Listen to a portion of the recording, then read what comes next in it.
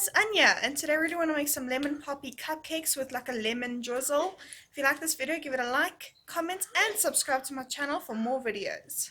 In a bowl, combine 2.5 cups of flour, 1 cup of sugar, a pinch of salt, 2.5 teaspoons of baking powder, half a teaspoon of baking soda, 2 tablespoons of poppy seeds. Mix and set off to the side.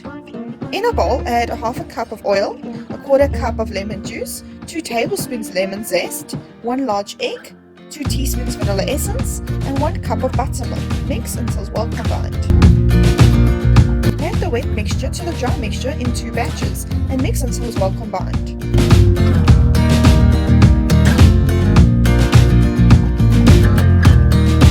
Fill cupcake liners and bake at 180 degrees Celsius for 16 minutes.